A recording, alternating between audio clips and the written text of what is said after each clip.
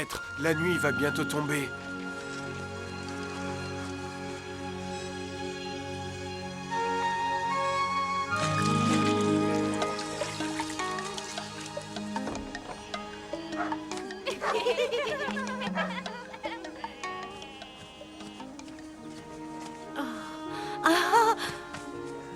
Ah, maître, quelle surprise! Salut à toi, Marthe. Vous restez avec nous, bien sûr. Venez, suivez-moi. Marie! Marie! Allez, Marie, dépêche-toi!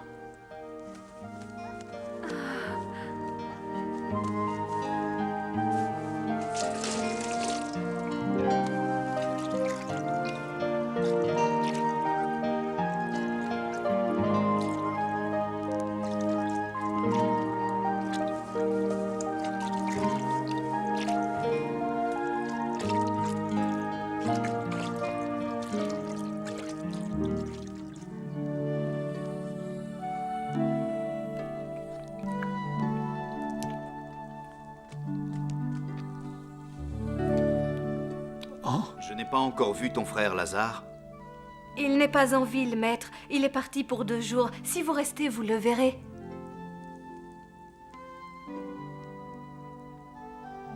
La valeur de l'amitié est une très grande chose. Vous voyez, nous sommes arrivés inopinément dans ce village. Et nous avons été accueillis à bras ouverts. L'amitié n'a pas de prix. Elle est patiente. Jamais elle ne se fâche. Si au milieu de la nuit tu te rends chez un ami et lui dis « Prête-moi 3 pains » et qu'il réponde « Ne me cause pas d'ennui, la porte est déjà fermée, je suis au lit et je ne peux pas me relever. » Je vous le dis, même s'il est réticent à te donner ce que tu demandes. Il est encore ton ami, et si tu insistes, il se lèvera, il quittera son lit et te donnera tout ce que tu désires. Demandez et l'on vous donnera. Cherchez et vous trouverez. Frappez et l'on vous ouvrira la porte. Il en est ainsi pour mon père. Ce que vous dites est juste et bon, maître. Mais cela ne vous fait rien que ma sœur me laisse servir seule. Dites-lui de m'aider. Marthe, tu t'inquiètes et tu t'agites pour beaucoup de choses. Or, une seule chose est nécessaire.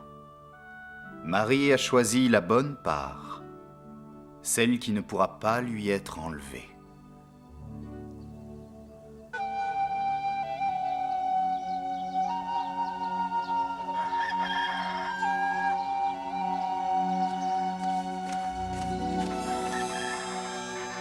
Vous êtes sûr de vouloir partir, maître? Lazare sera bientôt de retour. Je reviendrai bientôt, moi aussi.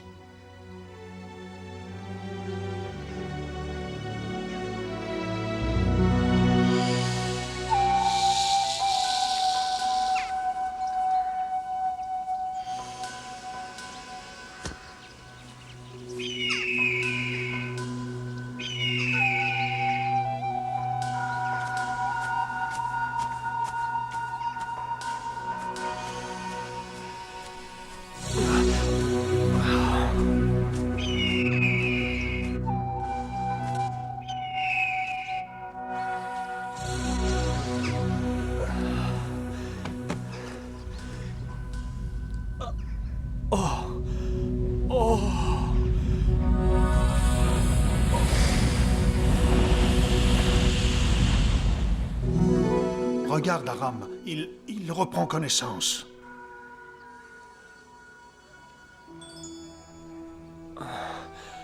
Où suis-je? On vous a trouvé sur la route. Vous étiez plus mort que vif. Mais que dit-il? C'est la fièvre, il délire. Qui êtes-vous? D'où est-ce que vous venez? Je suis Lazare de Béthanie. Ce village est sur notre route. À qui est cette charrette? Je donne 40 pièces pour cette charrette. Mon nom est Alphée. Elle est à moi. Je dois transporter un homme qui est gravement malade. Vendez-la-moi. C'est impossible, j'en ai besoin. Dans ce cas, venez avec nous. Ensuite, vous pourrez reprendre votre route.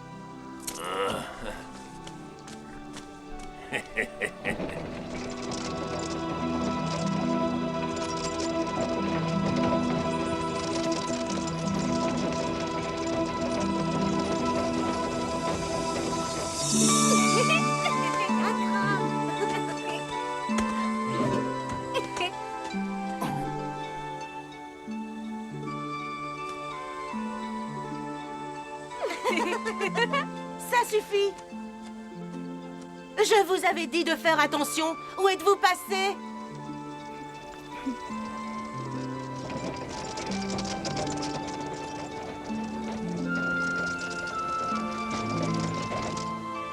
Excusez-moi, jeune femme, dites-moi où se trouve la maison de Lazare. Pourquoi? Qu'est-ce qui se passe? Il est malade, gravement malade. Lazare, mon frère?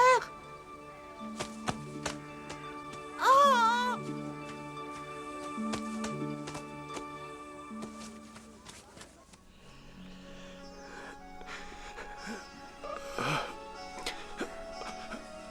Il souffre d'une mauvaise fièvre. Il ne lui reste seulement que quelques jours à vivre. Mais docteur, n'y a-t-il rien qu'on puisse faire? Oh Seigneur, pourquoi? Si seulement Jésus était là. Il voulait tant voir Lazare. Peut-être qu'il aurait pu le guérir. On doit le trouver. Envoyons quelqu'un le chercher. Dépêchez-vous un peu, s'il vous plaît. J'ai déjà assez perdu de temps comme ça. Mais une minute! N'oublie pas que tu as reçu 40 pièces. Puis-je vous parler? Mon frère se meurt. Pourriez-vous contacter un de nos amis très chers? Quel est son nom? Jésus de Nazareth. Ah!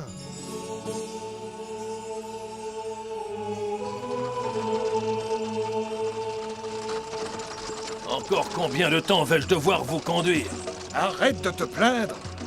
Tu voulais quitter Béthanie et on l'a fait. Oui, mais je ne vais pas dans la bonne direction.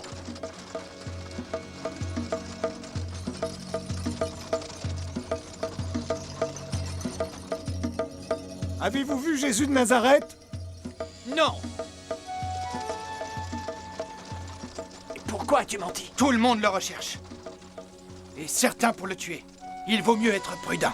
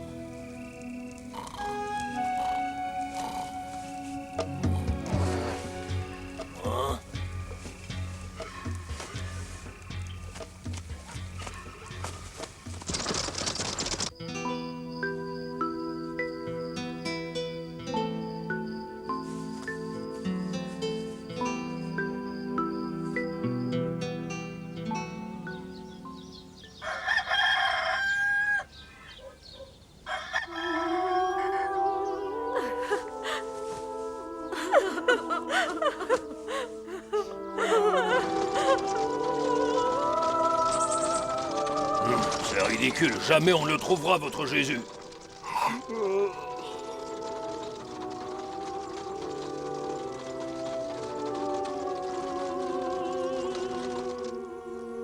Caleb, as-tu déjà vu Jésus? Oui, une fois, mais j'étais loin de lui. Moi, je ne l'ai jamais vu, mais je sens qu'il n'est pas très loin. Salut à vous! Je recherche Jésus de Nazareth. Qui êtes-vous? J'ai un message pour lui. Je viens de Béthanie. Ah, Martha et Marie. Ce message est adressé à lui Je seul. t'écoute. Que veux-tu? Maître, votre ami Lazare est malade. Cette maladie ne mène pas à la mort. Elle est pour la gloire de Dieu, afin que le Fils de Dieu soit glorifié par elle. Pourquoi es-tu si silencieux, Aram? Je n'y comprends rien, Caleb. Je lui annonce la mort prochaine de son ami et il ne fait rien. Je pensais qu'il serait retourné sur le champ à Béthanie avec nous. Oui, en utilisant ma charrette, bien sûr.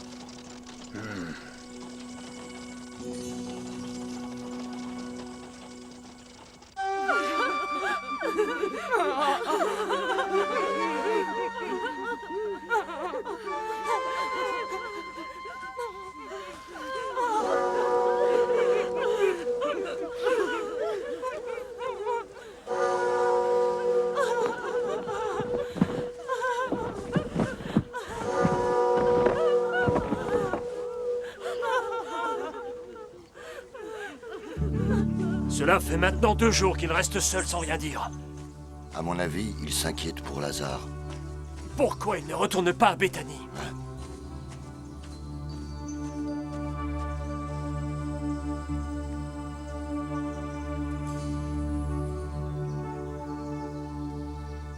Nous retournons à Béthanie.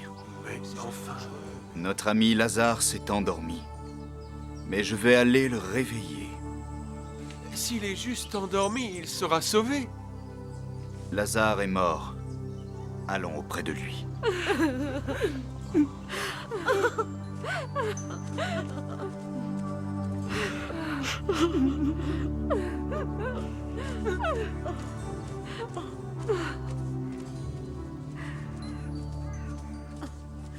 Seigneur, si tu avais été ici, mon frère ne serait pas mort.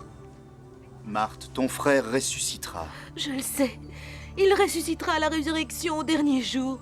Je suis la résurrection et la vie. Est-ce que tu le crois? Oui, Seigneur.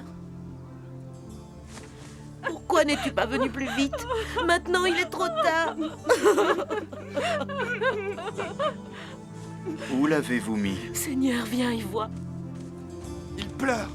Vous voyez combien il l'aimait? Puisqu'il l'aimait tant, ne pouvait-il l'empêcher de mourir?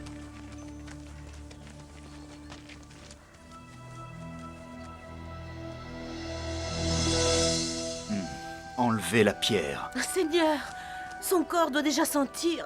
Cela fait 4 jours déjà. Ne t'ai-je pas dit que si tu crois, tu verras la gloire de Dieu?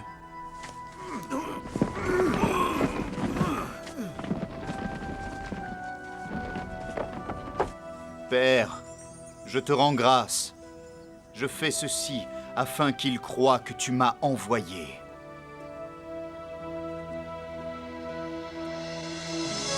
Lazare. Lazare, viens dehors.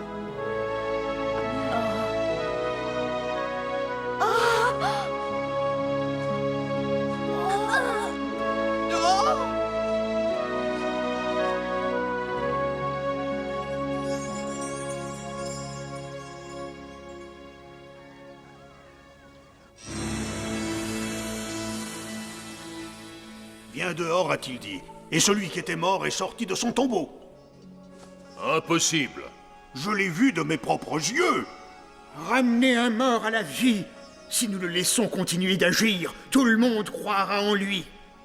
Et que se passera-t-il? Les Romains viendront et ils supprimeront notre nation. Vous n'y entendez rien. Vous ne songez même pas qu'il est de votre intérêt qu'un seul homme meure pour le peuple et que la nation ne périsse pas tout entière? Caïphe, que proposes-tu? Toute personne sachant où se trouve Jésus doit le signaler au temple. C'est un ordre. Faites-le circuler.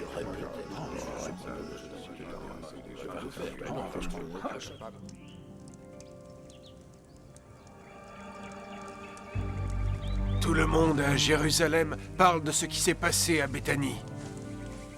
Ils nous pourchassent comme si nous étions des voleurs. Nous devons nous retirer pour un temps, jusqu'à ce que mon jour vienne.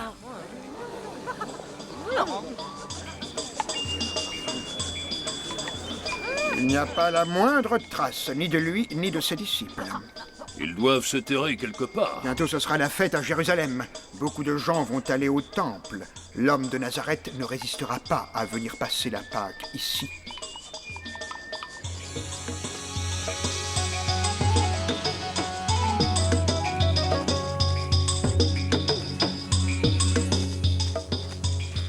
Nous allons nous livrer aux mains de nos persécuteurs.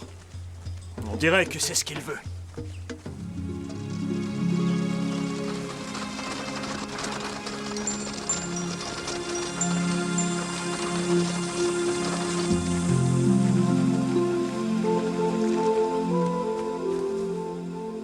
Maître, la nouvelle de ton miracle a voyagé partout. Lève-toi, Aram. Pars en avant, va à Béthanie et préviens mon ami Lazare que ce soir, je dînerai dans sa maison.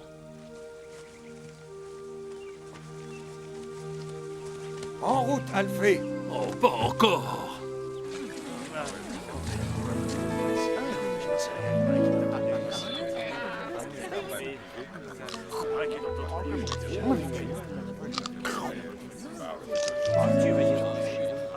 Il est là! Il arrive! Oh, il est là!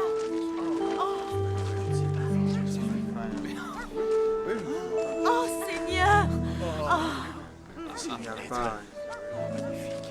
Oh, maître, sois le bienvenu.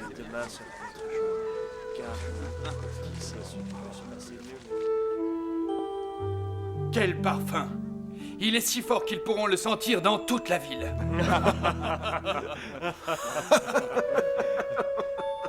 Quel gâchis! Pourquoi ce parfum n'a-t-il pas été vendu? Il vaut au moins 300 deniers. Avec l'argent de sa vente, on aurait pu aider bien des pauvres. Laisse-la.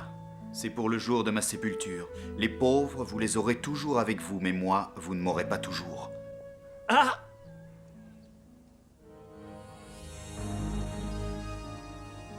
Ils sont tous à Béthanie, chez l'homme qui est revenu d'entre les morts. Oui, c'est vrai. Et beaucoup de gens se précipitent pour voir Jésus et Lazare ensemble. Tu entends ça, Siméon? Maintenant, ce n'est pas seulement lui, mais c'est aussi ce ressuscité qui va faire des ravages. Tôt ou tard, le Nazaréen entrera dans la ville. Et alors...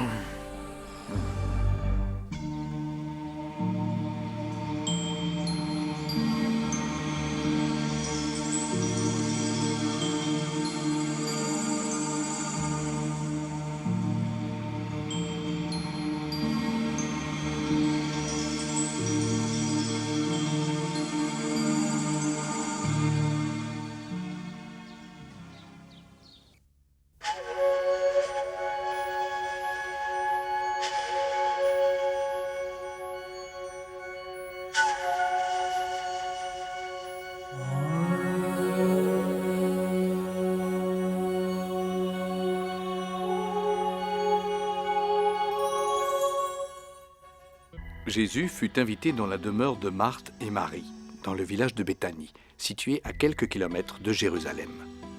À la mort de Lazare, leur frère, Marthe et Marie, effondrés par ce deuil, implorèrent Jésus de faire un acte de grande foi, venir et sauver Lazare.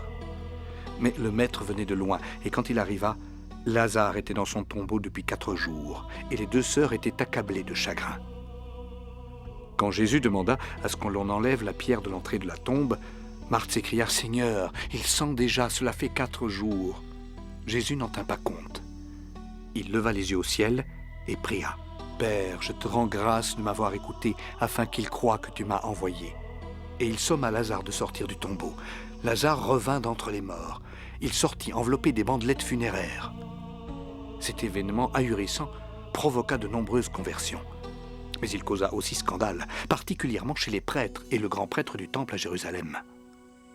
Pourquoi? Pourquoi le scandale fut-il aussi retentissant? Parce que les hommes du temple craignaient les succès continuels, la célébrité de Jésus et l'engouement qu'il suscitait chez les gens. Par cet acte, le maître se plaçait lui-même au centre d'un grave débat qui opposait les pharisiens et les sadducéens à cette époque. Les pharisiens étaient très nombreux. C'était une secte religieuse. Elle avait une forte représentation au Sanhédrin de Jérusalem. Les pharisiens observaient de façon rigide et zélée la loi mosaïque. Ils l'appliquaient à la lettre. C'était souvent pour cette raison que Jésus mettait en cause leurs enseignements et leurs comportements. Il le faisait en public. Les pharisiens croyaient à la résurrection des morts, mais cela à la fin des temps. Voilà quelle serait la destinée de tous les humains selon eux. Leurs enjeux n'étaient pas politiques, mais religieux. Beaucoup d'entre eux étaient scribes. Les sadducéens, eux aussi, étaient puissants au Sanhédrin, mais leurs enjeux étaient politiques.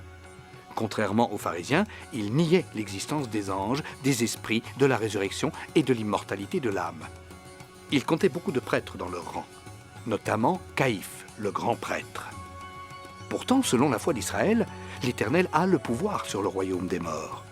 Dans l'Ancien Testament, le prophète Élisée ramena à la vie le fils de Sarepta, la veuve. Dans le Nouveau Testament, Jésus est à l'origine de la résurrection de nombreuses personnes, comme pour Lazare. Quand Caïphe, le grand prêtre, apprit ce qui s'était passé à Béthanie, il s'effraya du pouvoir que prenait Jésus et dit « Vous n'y entendez rien. Vous ne songez même pas qu'il est dans votre intérêt qu'un seul homme meure pour tout le peuple, et que la nation ne périsse pas tout entière. » À cet instant, tous furent déterminés à tuer Jésus.